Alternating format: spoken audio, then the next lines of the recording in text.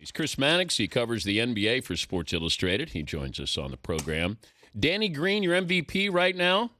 Yeah, it's neck and neck to me with Tony Parker, but the record clip with Danny shooting threes, if he has another Game 6 like he's had the first 5 games of the series, there'll obviously be a groundswell of support to give it to him, and he'll deserve it. I think it's close, but the way he's shooting the basketball, you have to give it to him now. Where did he come from since he was with LeBron in Cleveland? Well, he's been with San Antonio a bunch of times. You know, the Spurs have waived him. They've sent him down to the D-League. He's sort of been jerked in and out of the lineup or in and out off the roster for the last couple of years.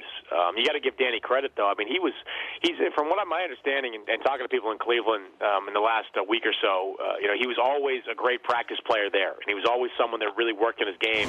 It just took him a long time to kind of put it together. And one thing that San Antonio does as well as any team in the league is that they'll identify your strengths and put you in positions to succeed. And when I say that, I mean Danny Green's not being asked to take someone off the dribble, the same way Gary Neal is not being asked to be a playmaker, or Thiago Splitter is not being asked to be Tim Duncan. You know, Greg Popovich is just brilliant at figuring out where these guys' strengths are and putting them in great positions, and Green has been a big beneficiary of that.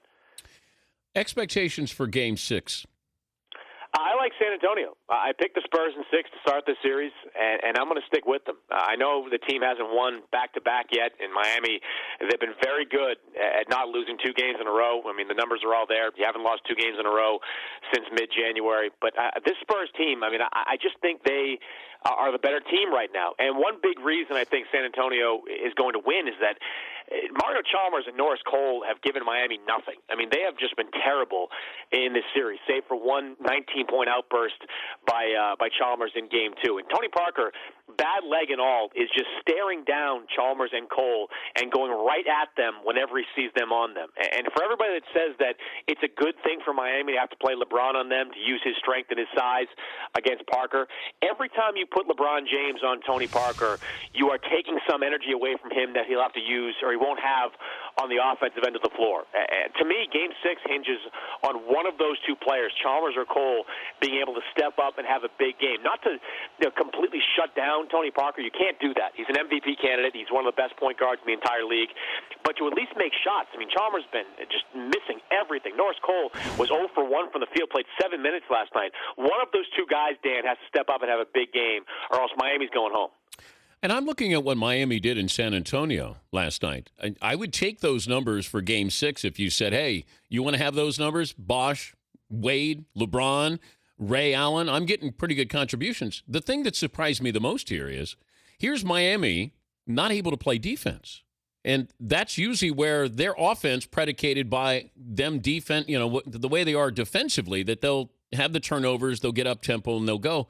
Where's the defense been here? Well, it was a smart move by Greg Popovich to put Manu in the starting lineup. I mean, I know he didn't do it to jumpstart Manu Ginobili necessarily. That was kind of a nice side effect of it. He did it because Miami went small in the previous game, and Pop wanted to match up with them. But the defense is gone because Mike Miller can't really play any, and it's tough having him out there on the floor because he can make shots. Still one of the best shooters in the league, but defensively they just go at him. And you watch how the Spurs play. Whoever Mike Miller's guarding, they'll run him off screens. They'll try to get up in isolation. They will try to find ways to go at Mike Miller. Without not being able to play Chris Anderson, not playing Udonis Haslem, significant minutes, that takes away a couple of pretty good defenders from the Miami lineup. I honestly think, Dan, it's a matter of personnel at this point. The guys Miami are putting on the floor just aren't as capable defenders as the guy that they're not. Talking to Chris Mannix from Sports Illustrated, joining us in the program. If the Heat lose, finish the sentence.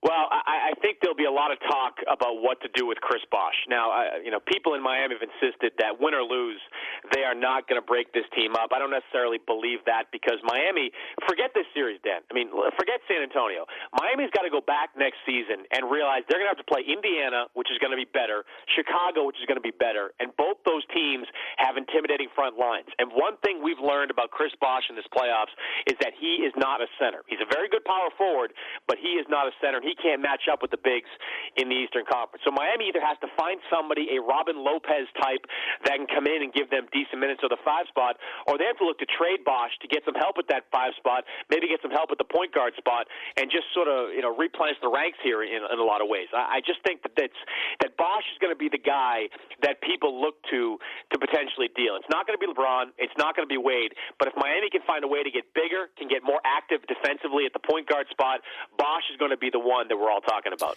What if the Heat win the next 2? Because it's rare when you have change after you've won. What will that do to the Heat in the offseason? I think you still have to look long and hard at what you're looking at in the Eastern Conference. I still think you have to look at the fact that Indiana is going to be there, and Roy Hibbert keeps getting better, and David West is probably going to be back, and they almost kicked the crap out of him in that series physically in the Eastern Conference Finals. They're fully capable of doing it again next year when they're all better. I mean, it's a tough call. I mean, no question about it. How do you break up a team that's won 2 of the last 3 championships, been to 3 straight finals? But if you're Pat Riley, you got to be proactive, and you got to think long term. And if this team is not built to match up with the size in the Eastern Conference, then you have to think about making some changes. It'd help me with the Clippers Celtics. I don't know what's fact, what's fiction here, but we're trading like assistant coaches now for equipment managers to be named later. I mean, look, it's sort of bizarre with this type of deal because you don't often see coaches involved in quote unquote trades out there right now. But I'll make it simple for you, Dan. If Eric Bledsoe is thrown into this potential deal, it'll go down. It's as simple as that. Right now, the Celtics are okay with DeAndre Jordan, even though they believe he's completely overpaid. They want the first-round picks. They don't like the idea of giving up Doc Rivers because he's been such a big part of that organization, and they want him to continue to be. But they'll take that deal if Eric Bledsoe is included in it. They believe Eric Bledsoe can play alongside Rajon Rondo now, and if they do decide to deal Rondo, which is no sure thing, but if they do decide to deal Rondo, he's someone they believe can be a starting point guard in this league for the next 10 years. But the Clippers, on the flip side of this, they believe that Eric Bledsoe, who they know they can't hold on to next summer because he's going to be a free agent and he's going to get a big offer from somebody that they simply can't match, but they know he can be a much bigger trade chip than just dealing him for Doc Rivers and for Kevin Garnett. So it comes down to Eric Bledsoe. If the Clippers decide the next day or so that they'll deal Bledsoe to Boston, this deal will happen.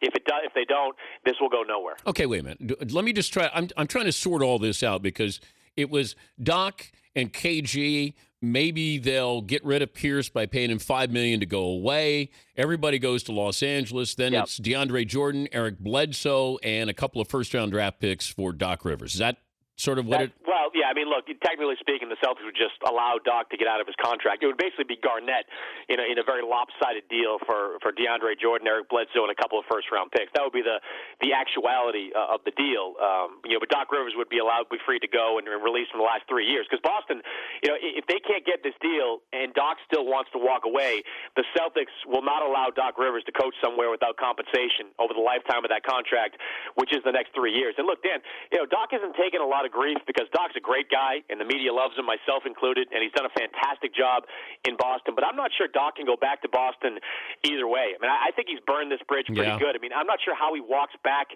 into that Celtics locker room and looks at some of these young players in the eye and basically says, I didn't want to coach you. He wants to coach the veterans that are still there. He wants to make one more run. But the guys that are going to be part of this team long term, the Rajon Rondos, the Avery Bradleys, the Jeff Greens, the Jared Sullingers, I'm not sure how he goes back to them and says, I'm still okay with coaching you. You still have to have the same level of respect for me. I think you can't really put the genie back in the bottle here, and I think we might have reached the point of no return with Doc Rivers. Well, then I was hearing Blake Griffin could be on the market, that Dwight Howard, and Chris Paul, and no chance the Lakers do that. The Lakers. There's no sign and trade with Dwight Howard. What's that? No sign and trade, Dwight Howard? No. The Lakers, I mean, you can't say never because when you get your backs against the wall, and if Dwight says, I'm walking to Houston, and you're getting nothing in return, and Houston says, okay, I'll give you Jeremy Lin and Omer Asik, then the Lakers may consider doing that as a last resort, but they are not flipping Dwight Howard for Blake Griffin and Eric Bledsoe. I've been told that in pretty strong words over the last couple of days. That's just not happening. Good to visit with you, Chris. Thanks, sir. Always Talk to you soon. Dan. All right. Chris Mannix, Sports Illustrated.